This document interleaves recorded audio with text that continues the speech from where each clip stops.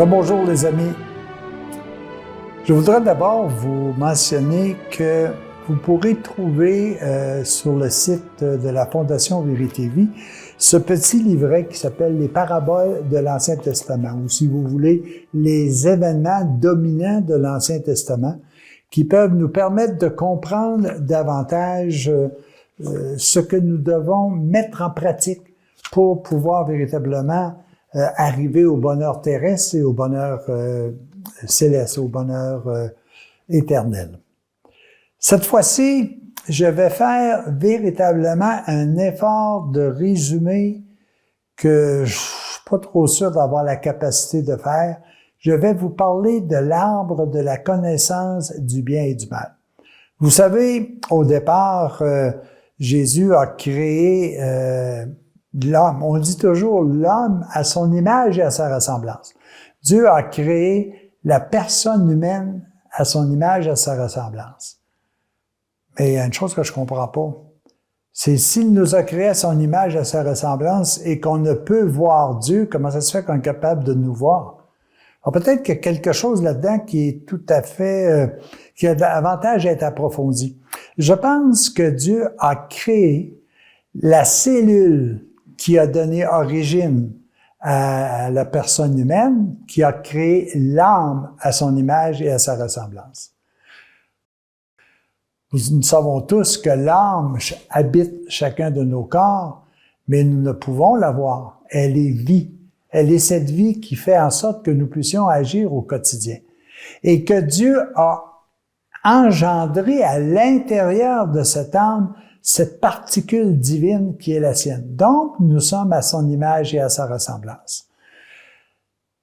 Son image, c'est tout simplement la vie divine. La ressemblance, c'est la capacité que l'Esprit nous a donnée, que malheureusement nous avons oublié avec le temps.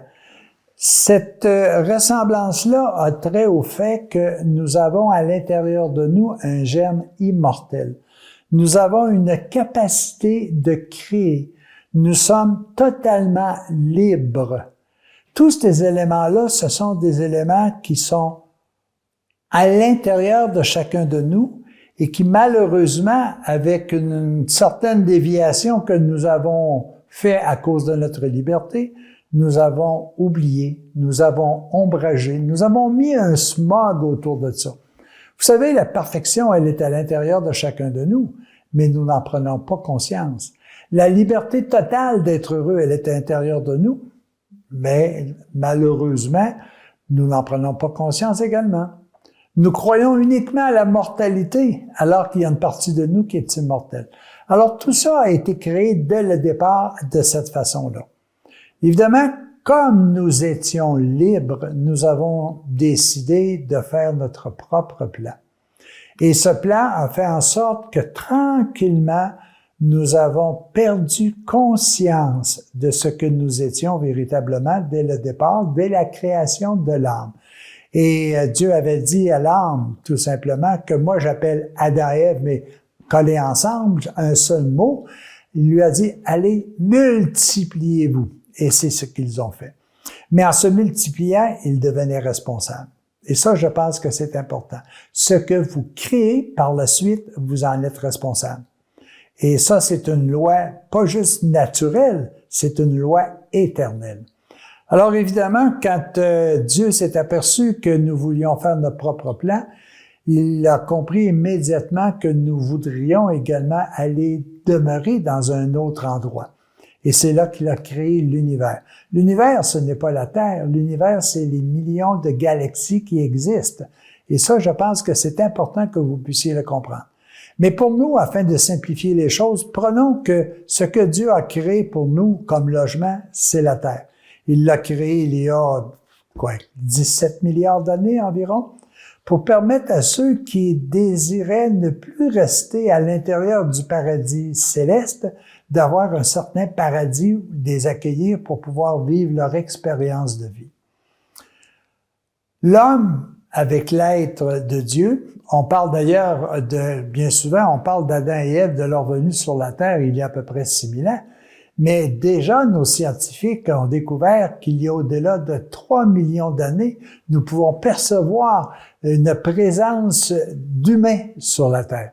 Alors, évidemment, il y avait bien avant la venue d'Adam et Ève des êtres humains. D'ailleurs, on dit dans les Écritures que lorsque Caïn a tué son frère Abel et qu'il s'est chassé automatiquement du paradis terrestre à ce moment-là, il a demandé à Dieu, place-moi une marque au front afin que le premier venu ne me tue pas, tout simplement. Alors, ça veut dire qu'il y avait effectivement du monde. Mais dans ce paradis terrestre, il y avait aussi, c'est cet aspect-là que je veux développer davantage, l'arbre de la connaissance du bien et du mal. Pouvez-vous vous imaginer que dans un paradis terrestre, il y a un seul arbre de la vie et un seul arbre de la connaissance du bien et du mal? Ça fait une drôle de forêt, ça. Hein? Juste 2 arbres. Moi, je vais vous faire une ouverture que je voudrais que vous approfondissiez. Puis à ce moment-là, je vous invite à aller voir un autre petit livre que vous avez dans votre disposition au niveau de la Fondation Vérité Vie. C'est Notre histoire au temps d'Adam et Ève. Et je peux vous dire que autant dans la Genèse, quand on dit qu'Adam et Ève est venu sur la terre, c'est après que Dieu a fait sortir d'Adam ou a fait sortir d'Ève son complément. Et là, il est devenu homme et femme. Mais dès le départ, Dieu les créa hommes et femmes. Et ça, c'est important. Alors, est-ce que Adam et Ève sont venus dans ce paradis terrestre-là comme sauveurs il y a simplement 6 000 ans, il y a peut-être 50 000 ans ou 300 000 ans, alors qu'il y a déjà depuis 3 millions d'années des êtres humains sur Terre? C'était leur rôle que de venir nous sauver. Mais ils ne sont pas venus seuls. Je vais juste vous mentionner quelques éléments dans les Écritures qui nous confirment qu'ils n'étaient pas seuls. Alors évidemment, je vous mentionnais tout à l'heure que dans la Genèse, Dieu a dit à la cellule Adam et Ève, « Allez, multipliez-vous, remplissez la terre, soumettez-les. » Soumettez-les voulait dire « ramenez-la moi », tout simplement.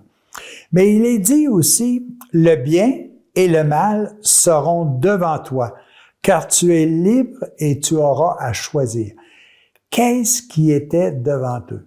Alors, Adam et Ève sont venus sur la terre avec au-delà de 144 000 personnes, ce qui faisait en fait les 12 tribus de 12 000 personnes.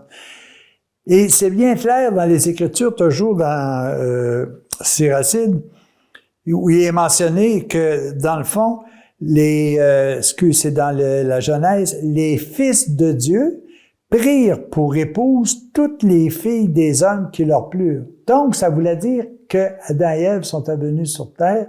Adam et Ève est venu sur terre avec des disciples. Et face à ça, je me dis, est-ce que ce n'était pas ces disciples qui n'avaient pas chuté, qui étaient l'arbre de vie? Et est-ce qu'il n'y avait pas l'arbre de la connaissance du bien et du mal, c'est-à-dire les êtres chutés en présence d'Adam et Ève? Et est-ce que Dieu ne leur a pas dit tout simplement, vous aurez à choisir entre le bien, c'est-à-dire vivre à la façon dont vivent les 144 000 qui n'ont pas chuté, ou vous aurez à vivre selon le mal, c'est-à-dire à la façon dont ceux qui sont déjà présents sur terre avant la venue d'Adam et Ève. Je pense que nous avons encore aujourd'hui à choisir. Est-ce que nous voulons vivre en fonction de ceux qui viennent nous donner le beau, le bon, le juste ou le louable, ou est-ce que nous ne sommes pas portés à suivre davantage tout simplement ceux et celles qui sont plus dans les ténèbres, qui sont plus dans la violence, qui sont plus dans la possession? Alors, les amis, pour moi, et je vous invite à aller approfondir, soit dans l'Écriture de l'Ancien Testament ou dans les petits livres que je vous mentionnais tout à l'heure, est-ce que l'arbre de la connaissance du bien et du mal n'est pas présent à l'intérieur de chacun de nous? Est-ce qu'il n'est pas présent également autour de nous? Alors, les amis, des arbres de vie, il y en a sur terre.